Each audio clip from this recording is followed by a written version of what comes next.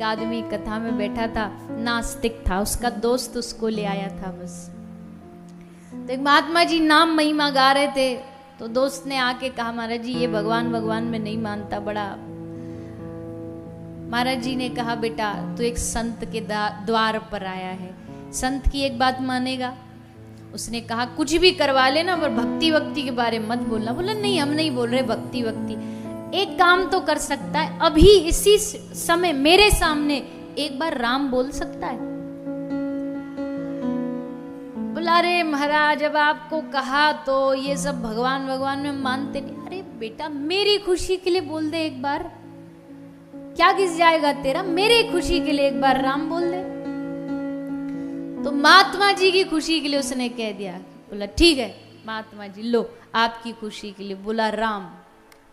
तो महात्मा जी खुश होके बोले बस बन गया काम, तूने एक बार राम बोला इसी में काम बन गया तेरा। बोले इसमें क्या काम बन गया? बोले बेटा काम बस एक बात ध्यान रखना, दुनिया में कोई आ जाए और तुझसे ये कहे कि एक राम के नाम के बदले में तुझे जो चाहिए मांग ले, तो तू कुछ मत मांगना बल्कि उस पे ही डाल देना कि एक राम नाम के बदले जो मिलता वो दे दो। इतनी सी बात याद रख ले। बोले ठीक है महात्मा जी। सारा जीवन निकला, मृत्यु हुई, यमदूत लेके गए, चित्रगुप्त से पूछा यमराज जी ने इसने जीवन में क्या शुभ कार्य किए? बोले कुछ भी नहीं, कोई अच्छा काम किया ही नहीं इसने जीवन में, एक बार राम बोला है। तो यमराज जी बोले बता तूने एक बार राम बोला है, क्या चाहिए राम नाम के बदले? संत कृपा से वो बात याद आ गई। यमराज जी से हंस के बोला यमराज जी आप ही दे दो, एक राम नाम का जो फल मिलता वो दे दो, एक राम नाम की जो कीमत हो वो दे दो।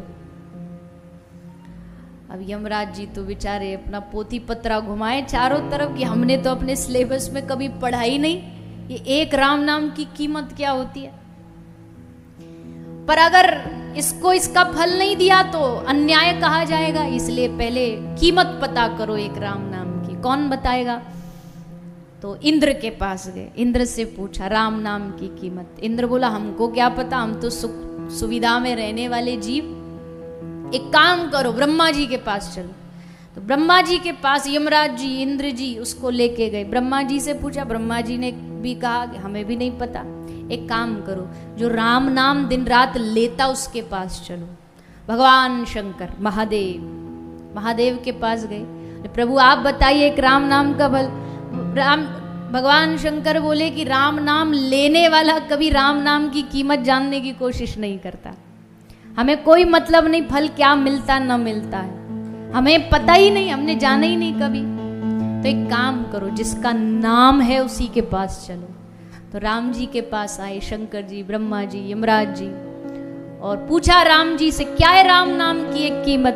तो राम जी हंस के बोले कि जिसने जीवन में कभी कोई पुण्य नहीं किया उस आदमी का हाथ पकड़ के अगवानी करते करते ब्रह्मा शंकर मेरे दरवाजे पर ले आए, इससे बड़े राम नाम की कीमत क्या हो।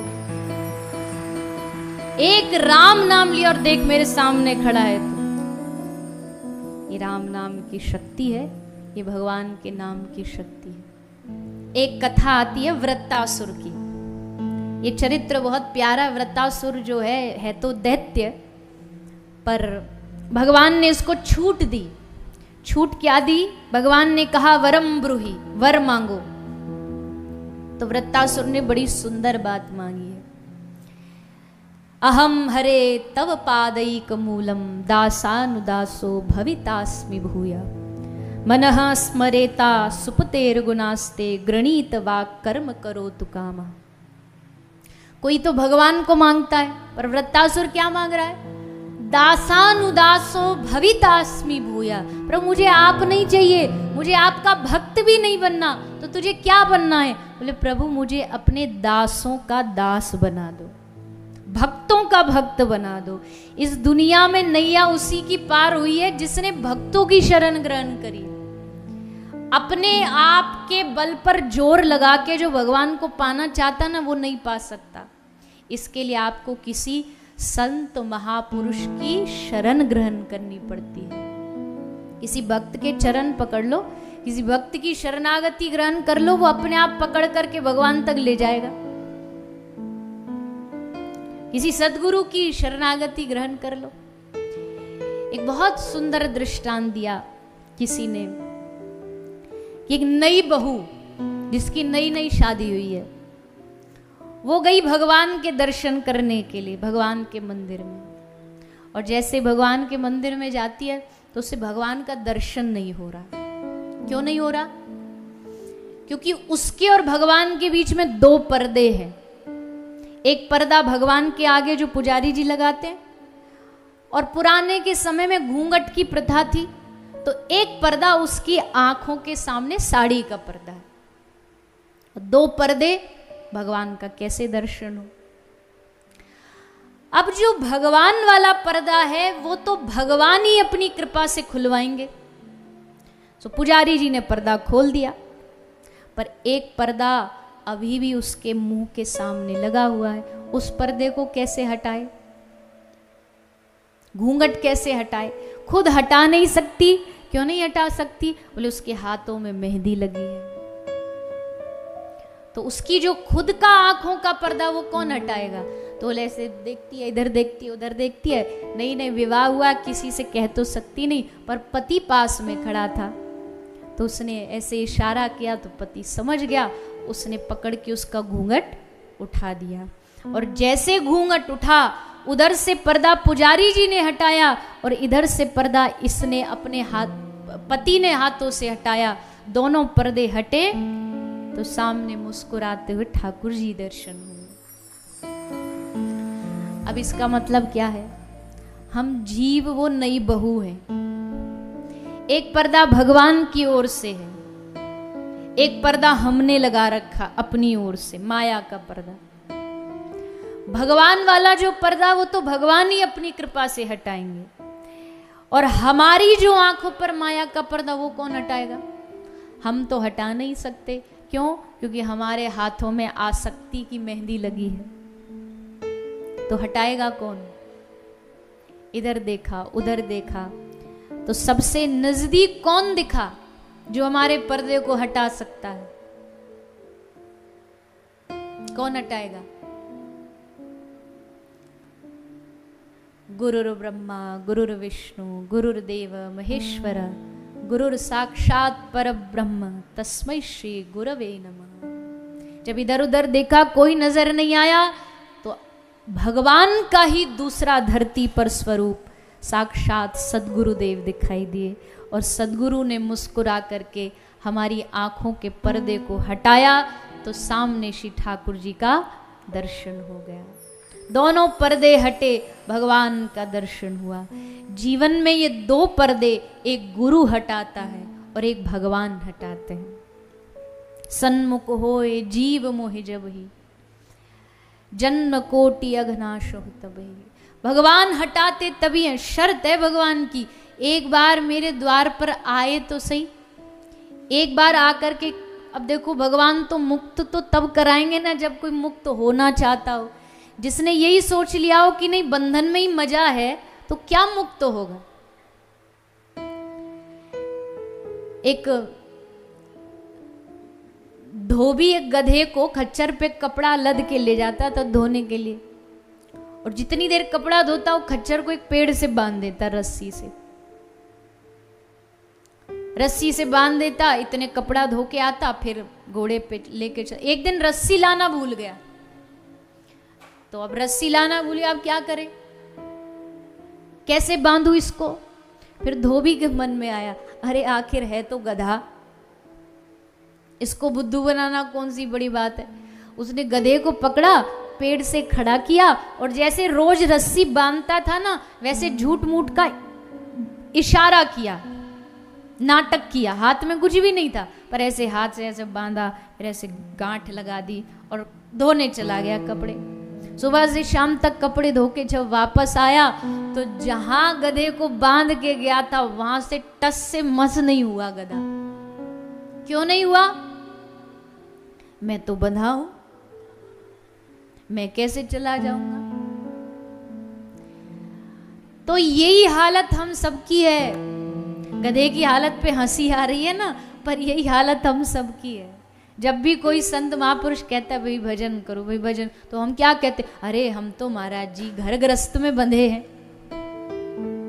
पर बांधा किसने है, कौन बंधे हुए? बंधना कोई तुमसे कह के थोड़ी गया कि भैया तुमको ये बंधना पड़ेगा। बंधन मतलब तो मन का होता है। हमने स्वयं अपने मन से उसको बंधन बनाया है। लेकिन जिस दिन भगवान कहते, जीव मेरे सामने आके कह देगा ना कि प्रभु नाचो बहुत गोपाल अब में, काम क्रोध को पहर चोलना, कंठ विषय की माल, नाचो बहुत गोपाल। इस संसार में जितनी भी दुनिया है ना, जितने लोग हैं सब नाच रहे हैं। जितने लोग इस दुनिया में सब नाच रहे हैं। किस में नाच रहे? माया के बंधन में नाच रहे हैं। कोई किसी के इशारों पे नाच रहा है, कोई किसी के इशारों पर नाच रहा है। सब माया के इशारों पर नाचे जा रहे हैं। लेकिन जीव कहता है भगवान, नाचते नाचते जन्मों जन्मों बीत गए। एक आध जन्म नहीं, अगर मैं आपसे पूछूं या आप मुझसे पूछो कितने जन्म लिए हमने पहले, किसी को याद है? हो तो बताओ कि भाई इतने जन्म लिए हमने, 4 बार जन्म लिया, 5 बार। शास्त्र कहते हैं जब से सृष्टि बनी है तब से हम जन्म ले रहे हैं। जब से ये सृष्टि का निर्माण हुआ है तब से हम जन्म ले रहे हैं। तो सोचो, असंख्य गिने ना जा सके इतने जन्म लिए। बहुतों को अपना समझा, बहुतों के हो चुके हम। कितनों को अपना समझा, कितनों को अपना घर समझा, कितनों को अपना माना, और फिर अगला जन्म लेके फिर कुछ अपने नए बन गए, फिर अगला जन्म लेके फिर कुछ नए बन गए। और इसी तरह ये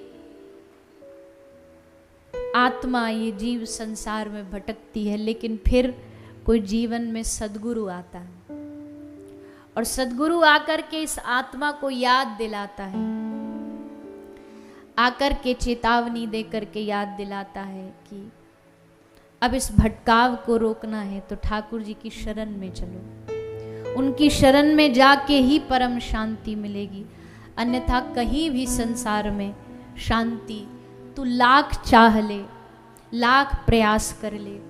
संसार का एक नाम है दुखाल्यम अशाश्वतम। संसार का नाम ही भगवान ने गीता में अर्जुन को दिया है, दुखाल्य। ये संसार दुखों का घर है, इसमें सुख की आशा करना मूर्खता है। यहाँ सुख नहीं मिल सकता, लाख कोशिश करो।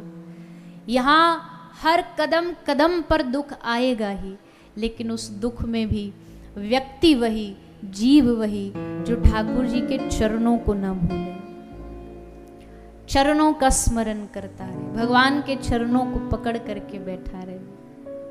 एक चित्र है बहुत फेमस, बहुत प्रसिद्ध, कभी आपने देखा हो, चलते फिरते ठाकुर जी खड़े हैं और एक छोटा सा बालक प्रहलाद भक्त बन के ठाकुर जी के चरणों को पकड़ के चिपक के एकदम खड़ा।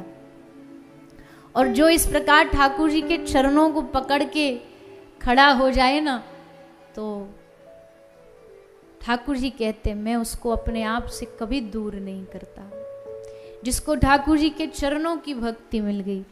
श्री हनुमंत लाल जी जब लंका विजय प्राप्त करके वापस आए तो श्री रामचंद्र प्रभु ने बड़ी उदासी से हनुमान को कहा, हनुमान मैंने तेरे साथ बहुत अन्याय किया।